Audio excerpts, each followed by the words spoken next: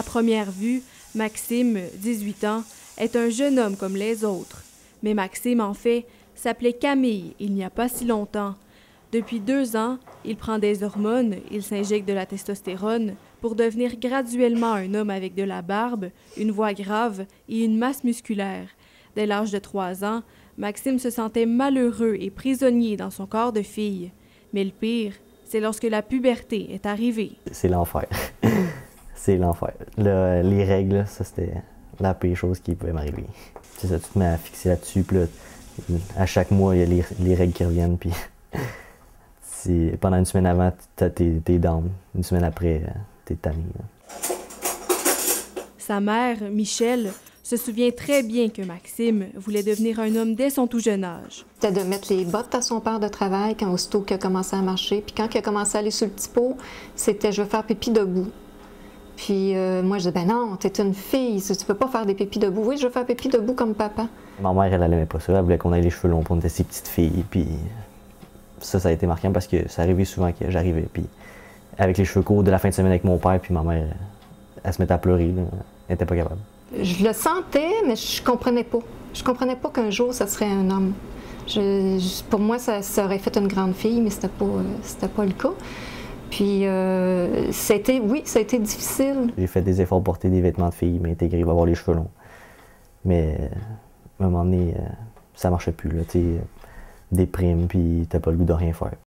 C'est vers l'âge de 14 ans que Maxime a fait le choix d'en parler avec sa mère. C'est là qu'il m'a dit « je suis pas bien dans mon corps. C'est pas moi. Je me sens pris dans ce corps-là. » Fait que j'ai dit « je le vois que t'es pas heureuse, puis il y a quelque chose, mais moi je suis là pour t'aider.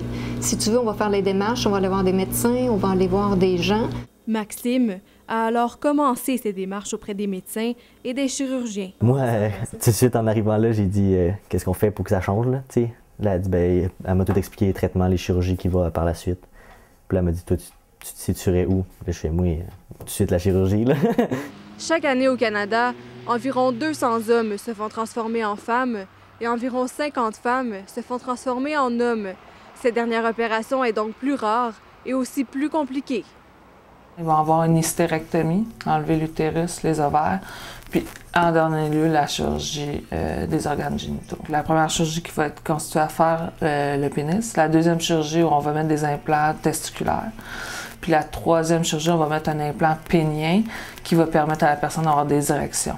Être une personne transgenre n'est pas seulement difficile psychologiquement, c'est aussi difficile de vivre normalement en société. Si on pense juste aux salles de bain, les vestiaires, toutes les cartes assurance maladie, permis de conduite, tous les papiers à remplir, où est-ce qu'on doit cocher, de quel sexe on est, tu sais. C'est Maxime, j'ai oublié mon livre. Maxime en a encore pour 4 ans d'attente et de chirurgie avant de devenir un homme à part entière. Est-ce que tu as peur de le regretter, tu penses?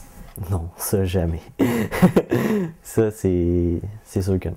Je le vois qui est heureux, le voir heureux, c'est mon enfant, c'est que quand tu vois tes enfants heureux, tu es heureuse.